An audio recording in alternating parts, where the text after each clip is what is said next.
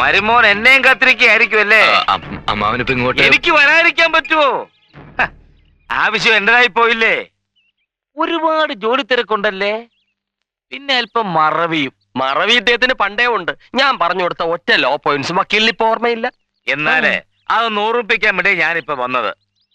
അനന്തരവനെ അനന്ത, അമ്മാവൻ നിന്നോടൊരു കാര്യം പറയാം. ഈ കോടികൾക്കിടയിൽ നിന്നും ഇത്ര ലക്ഷം ഊരിയെടുത്താൽ ആരും അറിയാൻ പോണില്ല, ആർക്കൊരു നഷ്ടവുമില്ല. ഛേദമില്ലാത്തവന്റെ മുതൽ ഈ നാണമില്ലാത്തവൻ നക്കുന്നു എന്ന് പറഞ്ഞ പോലെ അല്ലേ? അതെ, ഇരനക്കിപ്പട്ടിയുടെ ചെറുനക്കിപ്പട്ടി എന്ന് പറഞ്ഞ പോലെ തന്നെ. ഓ, തിരിച്ചടിച്ചു. അമ്മാവൻ പറഞ്ഞു വരുന്നത് എന്താണെന്ന് എനിക്ക് മനസ്സിലാകുന്നില്ല. എല്ലാം മനസ്സിലായിട്ടും മനസ്സിലായില്ലെന്ന് നടിക്കുന്നവരെ മനസ്സിലാക്കാനാണ് പ്രയാസം. ലാഭമില്ലാത്തൊരു ബിസിനസിനും കുറുപ്പ് പണം അറിയാറില്ല. അതിനെനിക്ക് താല്പര്യവുമില്ല. കേസില്ല വക്കീലായിരുന്ന നിന്നെ ഈ കൊട്ടാരത്തിന് റിസീവർ ആക്കിയത് കുറിപ്പിന് ലാഭം കിട്ടുമെന്ന് ഉറപ്പുള്ളത് കൊണ്ട് തന്നെയാ. അപ്പോഴേ നീ എന്റെ മകൾക്ക് കൊടുത്ത എല്ലാ പ്രേമലേഖനങ്ങളും ഞാൻ വായിച്ചിട്ടുണ്ട്. നല്ല തന്ത. സുഗന്ധിയില്ലാതെ എനിക്ക് ജീവിക്കാൻ പറ്റില്ല. നീയാണ് എന്റെ ജീവിതത്തിന്റെ സുഗന്ധം. സുഗന്ധി ഇല്ലെങ്കിൽ ഈ അനന്തേട്ടൻ ആത്മഹത്യ ചെയ്യും പോലും.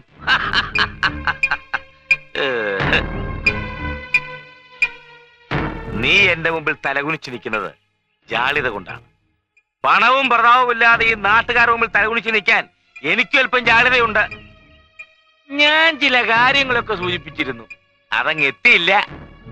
മനഃപൂർവ്വം മറന്നതാണെങ്കിൽ അത് ഓർമ്മിപ്പിക്കാനാണ് ഞാൻ വന്നത്. അതല്ല ഓർത്തിട്ടും മറന്നതാണെങ്കിൽ എനിക്കും പലതും മറക്കേണ്ടി വരും. വണ്ടി എടുക്കടാ. കുന്തം പിഴിഞ്ഞ പോലെ നിൽക്കാതാനെന്താ? അന്തപുരത്തിന്റെ അടിത്തറ അടിയോടെ പിഴുതെടുത്ത് കൊടുത്ത് സുഗന്ധിയെ സ്വന്തമാക്കി സുന്ദരമായി ജീവിക്കുവാനെന്താ? തന്തയ്ക്ക് പറഞ്ഞവനാടാ ഞാൻ. ഇനി ഈ കൊട്ടാരത്തിന്റെ അടിത്തറ തോണ്ടോടാ. ഞാൻ പറയുന്ന കേട്ട് മര്യാദയ്ക്ക് ഇവിടെ നിൽക്കാമെങ്കിൽ നിന്നാ മതി, അല്ലെങ്കിൽ നിനക്ക് ഇവിടുന്ന് പോവാം.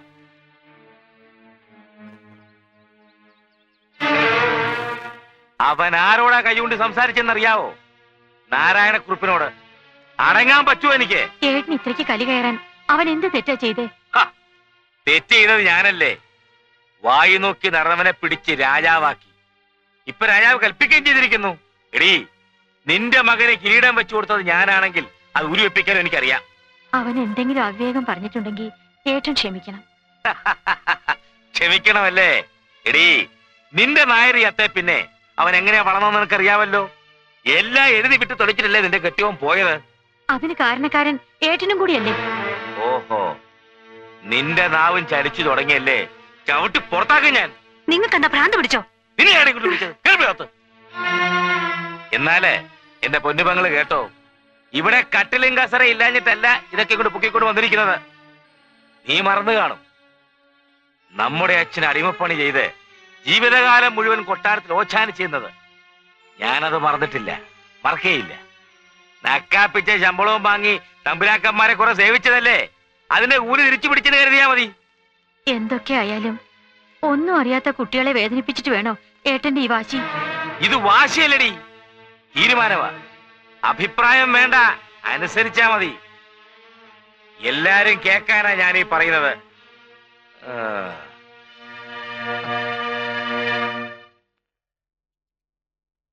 അമ്മ എന്തിനാണ് അത്യാവശ്യമായിട്ട് കാണണമെന്ന് പറഞ്ഞത്?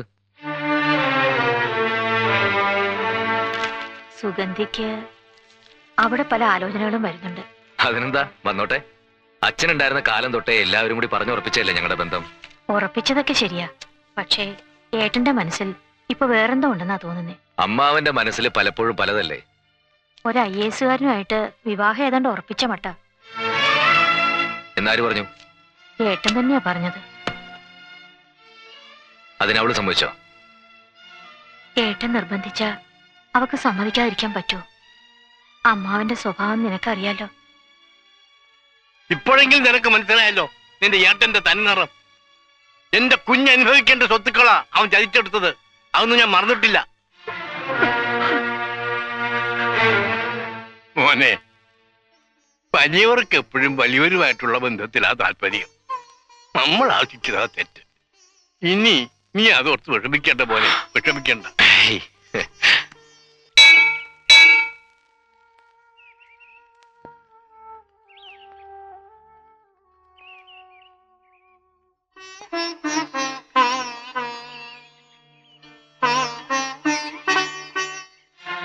കേട്ടതൊക്കെ ശരിയാണോന്ന് അറിയാനാ കാണണമെന്ന് പറഞ്ഞത്.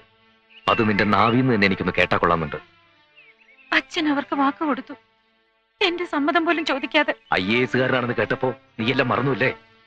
അനന്തേട്ടനല്ലാതെ മറ്റൊരുത്തിന് എന്റെ കഴുത്തി താലി കിട്ടില്ല എന്ന് ഈ അമ്പലമുറ്റത്ത് വെച്ച് നീ പറഞ്ഞൊന്നും ഞാൻ മറന്നിട്ടില്ലടി. എനിക്ക് എന്ത് ചെയ്യാൻ പറ്റും? എന്റെ അവസ്ഥ അനന്തേട്ടനൊന്ന് ഊഹിച്ചു നോക്കിയേ. അച്ഛന്റെ സ്വഭാവം അനന്തേട്ടൻ അറിയാലോ. ഇപ്പൊ ചേച്ചിമാരും അവരുടെ ഭർത്താക്കന്മാരും ഒക്കെ അച്ഛന്റെ സൈഡാ. എന്റെ മനസ്സ് മാത്രം ആരും കാണുന്നില്ല. എന്റെ അച്ഛൻ എപ്പോഴും പറയായിരുന്നു, അതിൽ കിടന്ന് ഒന്നും തന്നെ ആഗ്രഹിക്കരുതെന്ന്. ഒരെങ്ങനെ കൊണ്ട് ചുടുചോറ് വാരിക്കുന്ന പോലെ നിന്റെ അച്ഛൻ എന്നെ കൊണ്ട് എന്തെല്ലാം ചെയ്യിച്ചടി. ഇത്രയും മോഹിപ്പിക്കണമായിരുന്നു. നിനക്കെങ്കിലും എന്നോട് തുറന്നു പറയായിരുന്നില്ലേ അനന്തേട്ടൻ നിനക്ക് യോജിച്ച ഭർത്താവല്ലെന്ന്? എനിക്കറിയാം അനന്തേട്ടൻ എന്നെ കുറ്റപ്പെടുത്തുമെന്ന്. ഞാൻ എന്താ ചെയ്യേണ്ടത്? അച്ഛനെ ധിക്കരിച്ച് ഈ നിമിഷം നിനക്ക് എന്റെ കൂടെ ഇറങ്ങി വരാൻ പറ്റുമോ? സുഗന്ധി,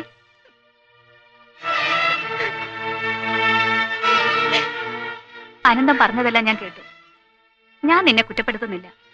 ഈ നിമിഷം വേണമെങ്കിലും ഞാൻ ഇവിടെ നിന്റെ കൂടെ പറഞ്ഞയക്കാം. പക്ഷേ നിന്റെ അമ്മാവനെ നിനക്കറിയാലോ. ഒരു ദിവസമെങ്കിലും മനസമാധാനത്തോടെ നിങ്ങൾക്ക് കഴിയാൻ പറ്റുമെന്ന് വിചാരിക്കുന്നുണ്ടോ?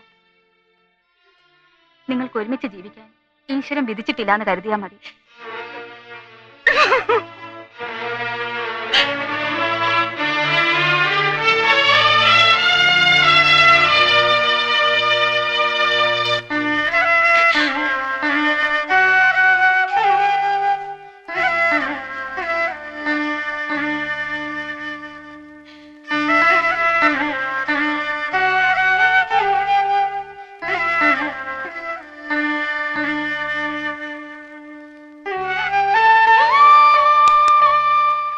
എന്നാത്തിനാ ഇങ്ങനെ കുരങ്ങിയെത്ത കാക്കാലിനെ പോലെ കിടക്കുന്നു? നിരാശാകാമുകന്റെ റോൾ അഭിനയിക്കാൻ തുടങ്ങിയിട്ട് കുറച്ചു ദിവസം ആയല്ലോ. അവൾക്ക് അനന്തനോട് ഉള്ളിത്തട്ടിയ സ്നേഹം ഉണ്ടായിരുന്നെങ്കിൽ ഇറങ്ങി വന്നേനെ. സ്നേഹത്തിന്റെ മുമ്പിൽ നാരായണക്കുറുപ്പല്ല, സാക്ഷാൽ ഉദയനക്കുറുപ്പായാലും ഒരു പ്രശ്നമല്ല. നമ്മളെ വേണ്ടാത്തവരെ നമുക്കും വേണ്ട. നിനക്കത് നിസ്സാരമായിട്ട് പറയാം. കുട്ടിക്കാലത്ത് തുടങ്ങിയ ബന്ധമാ, അത് അത്ര പെട്ടെന്ന് മറക്കാൻ പറ്റൂടാ? മറക്കണം. അനന്തനോടുള്ള സ്നേഹം അവൾ ഒരു കളിയായിട്ടേ കണ്ടിട്ടുള്ളൂ. ചന്ദ്രിക്ക് രമണനോടുണ്ടായിരുന്ന പോലെ ഒരു ലവ്. ശരിയല്ലേ? IAS കാരന് വക്കീലിനേക്കാൾ വിലയുണ്ട്. അതെന്താ അനന്തം മനസ്സിലാക്കാത്തത്? വിട്ടുകള വക്കീലേ, വല്ലതും ഒന്ന് കഴിക്കാതോ? കണ്ണീര് കാണിച്ച് നാരായണക്കുറുപ്പിന്റെ മനസ്സലിയിക്കാവെന്ന് എന്റെ പുന്നാരമോള് കരുതണ്ട. അങ്ങനെ അലിയുന്ന മനസ്സായിരുന്നെങ്കിലേ ഞാൻ എന്നെ കുത്തുവാള എടുത്തേനെ. മനസാക്ഷി ഉള്ളവർക്ക് ഇതൊക്കെ പറഞ്ഞാൽ മനസ്സിലാവൂ. ഇല്ലടി, എന്റെ മനസ്സിന്റെ സ്ഥാനത്ത് മയിൽക്കുറ്റിയ ഞാനതൊക്കെ സഹിച്ചു. ചെറുപ്പത്തിൽ പറഞ്ഞു വെച്ച ബന്ധം ഇത്, അത് മറക്കണ്ട. മുണ്ടിപ്പോറത് എടി, ചെറുപ്പത്തിൽ കൊച്ചുപിള്ളേരെ മടി പിടിച്ചിരുത്തിക്കൊണ്ട് അമിളിമാമനെ പിടിച്ചേരാ മക്കള് മാമുണ്ട് മാമണെന്ന് പറയും എന്ന് പറഞ്ഞ് പിടിച്ചു കൊടുക്കാൻ പറ്റുമോ? അച്ഛൻ അനന്തേട്ടനെ ചതിക്കായിരുന്നു, ഒപ്പം എന്നെയും. എടി മകളെ, കൊക്കിലൊതുങ്ങുന്നതേ കൊത്താവൂ, അർഹിക്കുന്നതേ മോഹിക്കാവൂ. അതവൻ അറിഞ്ഞുകൂടാ. എനിക്ക് വലുത് നിന്റെ ഭാവിയാ, നിന്റെ സന്തോഷമാ. എന്റെ സന്തോഷമാണ് അച്ഛന് വലുതെങ്കിൽ അനന്തേട്ടനോട് ഒന്നിച്ചുള്ള ജീവിതമാണ് എനിക്ക് വേണ്ടത്. പ്രേമവും സന്തോഷവും കരുത്തിലിട്ട് ഉപയോഗിച്ചാൽ ചോറാകത്തില്ല.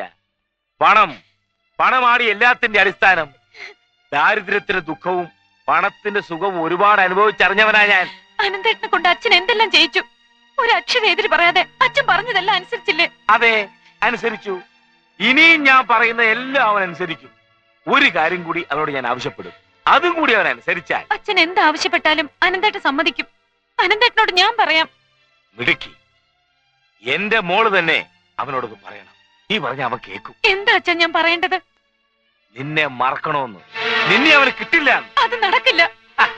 നടക്കും, അതേ നടക്കൂ. ഉണ്ടാക്കാൻ അറിയാമെങ്കിൽ നിന്നെയൊക്കെ വളർത്താനും അനുസരിപ്പിക്കാനും എന്നെ കൊണ്ട് കഴിയും. കഴിയില്ലെന്ന് വന്നാൽ താലോലിച്ച കൈകൊണ്ട് തല്ലിക്കൊന്ന് പുഴയിലെറിയാനും ഞാൻ മടിക്കില്ല.